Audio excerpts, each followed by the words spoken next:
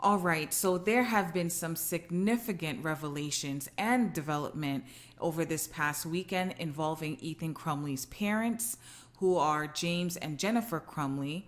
Of course, this is all in connection to the tragic Oxford High School, Michigan shooting, where 4 kids were murdered. Yes, murdered.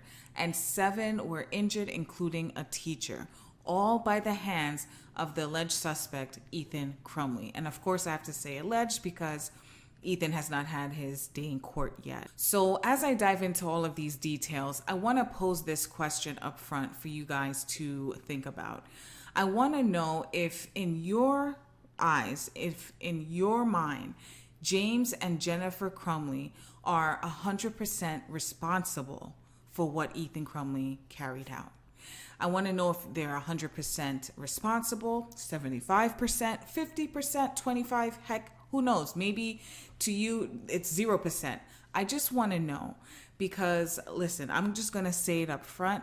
There are going to be some things that I say, that I express, that you may or may not agree. And if so, hey, let me know in the comment section below. So before I get into all of this, I just want to welcome you to our channel, Crime News Weekly. My name is Juju. If you love or like what you hear, make sure to subscribe, hit that notification bell, give this video a thumbs up, and share it if you know anyone who will be interested in this topic. All right, so let's get right into it. Now, James and Jennifer Crumbley, the latest development with them is that this past weekend, they were arrested. That is right. They were arrested after being charged with 4 counts of involuntary manslaughter on Friday. This is huge, guys, because, at first they were just, on the sidelines, just witnessing all of this, seeing their son get locked up and all, and going to his, I guess, arraignment or whatever court sessions he's had thus far. But yes, they just recently got arrested over the weekend, on Saturday, in fact. After Friday, they were charged with all of these 4 counts. Now, as far as how that went, how they got arrested, when the charges were put out and a warrant for their arrest was made, they basically were MIA. That's right, they were MIA. The officers went to their residence. They were not there. They tried calling them. No one picked up. Their lawyer at that time, when the police were trying to locate them, said that he has not heard anything back from them. So basically the marshals got involved. The U.S. Marshals, that is, got involved in trying to locate them. So a several-hour manhunt ensued, and eventually they were caught. Now, where were they? They were actually staked out in a warehouse or studio of some sort. It sounds like it was like an abandoned facility.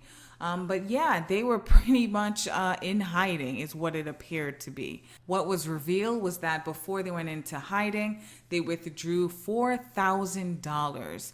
What for? Let me know, because yeah, it looks like they really were trying to go in hiding. So yes, $4,000 was pulled out of their account, and they were basically in this warehouse studio type settings, and the only reason they got caught was because their car actually was spotted. So local authorities were alerted, and they basically honed into that location and got them. So they did not give themselves up. No, they were found. Now, after they were found, their lawyer put out a statement saying that no, my clients were not hiding. They were not trying to, escape. They actually just were fearful of their lives, so this is why they went into hiding. Let me know what you think about that, because in my honest opinion, I just think it's a whole pot load of BS. That's just me. Because these parents had to have been in close communication with the police, and all of a sudden, they just was MIA. Now, some may say, well, maybe they were receiving death threats or threats of some sort, and they were fearful and they went into hiding. Okay. All I have to say to that is just listen to this laundry list of series of events or actions by the parents or lack of. And tell me what you think. And again, the question that I'm posing is how much responsibility falls on the parents. That's pretty much it in a nutshell. And I'll give you my take towards the end, just based off of everything that I'm about to state. So I'm going to take it from the top, starting with the earliest event. So basically, James Crumbley purchased on Black Friday, legally, a semi-automatic handgun, and Ethan was there with him. People at the store was able to confirm this, that they both were present when this purchase was made, and it was done legally. Now, on that same day, on or about that same day, on the 26th, which is Black Friday, Ethan's social media showed photos of the semi-automatic. That is right. Ethan had posted photos of this semi-automatic handgun, and he captioned it by saying, "Just got my new beauty today," with emoji hearts. Any questions? I'll answer. The second thing that happened was on November 27th. And this is stemming from Jennifer's social media. She posted on that day, the 27th, mom and son testing out his new Christmas present. Let me repeat that again. Mom and son testing out his new Christmas present. What does that tell you? That semi-automatic handgun could not have been for the dad. No. The mom actually acknowledges that this is the Christmas gift that they both purchased for him, that they both approved. Clearly, because the mother posted on social media that, they're testing it out, his new Christmas present. Guys, listen, this whole thing with just guns, period, in this country, that's a whole other topic for discussion. It's downright just sickening. Here we have parents of a 15-year-old who has purchased this semi-automatic handgun for their 15-year-old. For what? For what? Not a BB gun, right? Not like a pellet gun, a heck water gun. No. A semi-automatic for a 15-year-old. For what? But let me continue. So this happened on the 27th. Where the mom had posted on social media that mom and son are testing out his new Christmas present. Now let's fast forward to November 29th. This right here is with Ethan in school. So on November 29th, one of his teachers caught Ethan searching for ammunition during class and reported it right away, of course, to school officials. Now, the parents were contacted immediately via voicemail of this inappropriate internet search. Now, did they follow up? No, they did not. Now, the school, they followed up. They followed up through email to the parents, and yet again, there was no response from either one of them. So one could just say, maybe they just overlooked it. They're not too good at, checking their voicemails or their emails. All right, listen to this. Jennifer Crumbley, on that same day of school, on that same day that the school was trying to get in contact with them, Jennifer exchanged some text messages between her and Ethan. And in those text messages, she stated, "LOL. I'm not mad at you. You got to learn not to get caught." Let me repeat that again. LOL, I'm not mad at you. You got to learn not to get caught. This is in regards to the incident of the son doing that inappropriate search of ammunition during class. Now tell me what you make of it. Let me know what you think. So let me continue. So that was on November 29th. November 30th. November 30th is the day of that shooting. On that day, another teacher basically had an incident with Ethan. On the morning of the shooting, Ethan's teacher saw a note that was very, very alarming.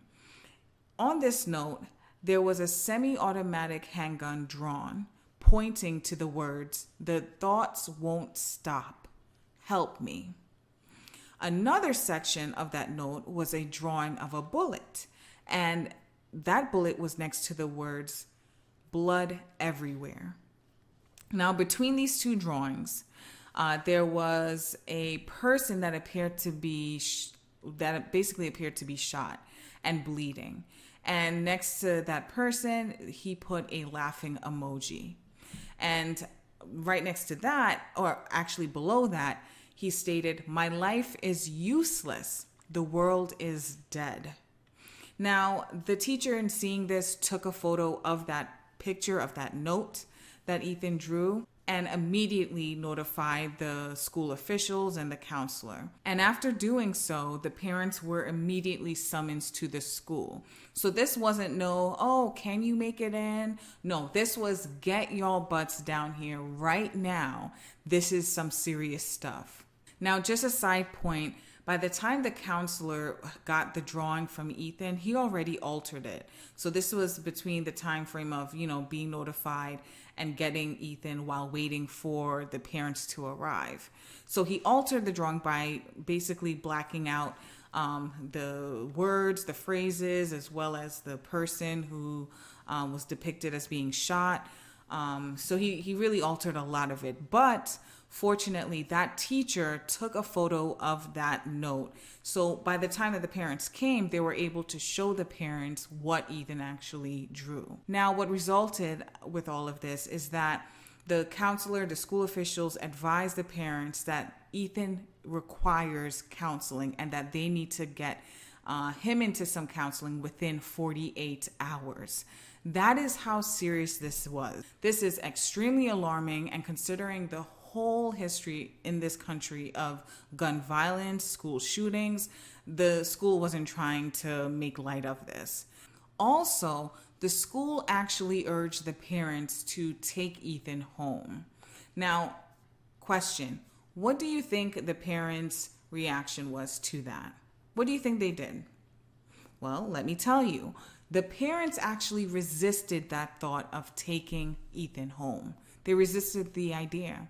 They instead left Ethan Crumbley at school, after seeing all of this. And what ensued after? Well, a couple hours or a few hours after, Ethan then opened fire in the school.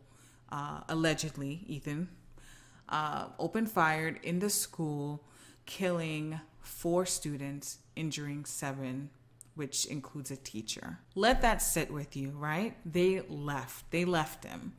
Now, what ensued after the news broke that there was an active shooter, Jennifer actually texted Ethan Crumbley, her son, and said, "Don't do it," at 1:22 p.m. Then, shortly after that, at 1:37 p.m., his dad, James Crumbley, called 911 after the shooting and reported that his gun was missing and that he believed his son is the shooter. Let that resonate with you.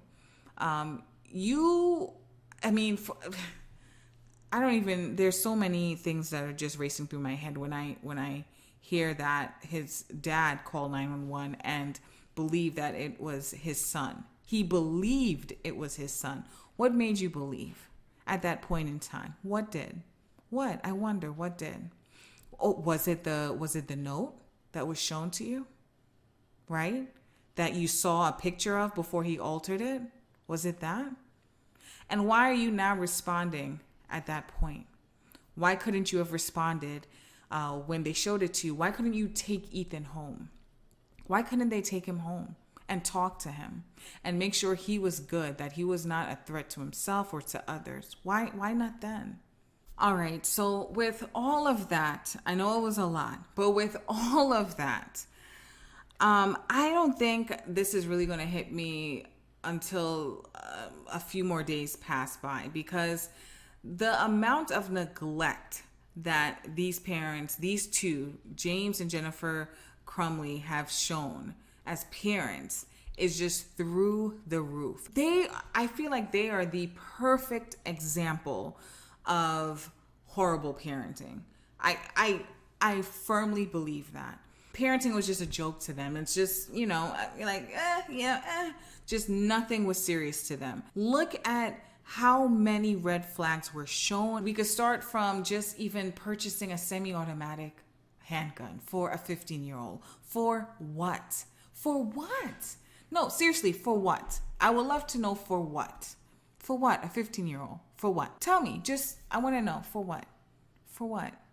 It's so sickening. It's so sickening. So for me, I just strongly believe that they deserve everything that is thrown at them. Everything. Like the max, I feel like they should get the same amount of sentencing as Ethan Crumbley when he has his day in court, right? I just feel like they are just 1,000% responsible.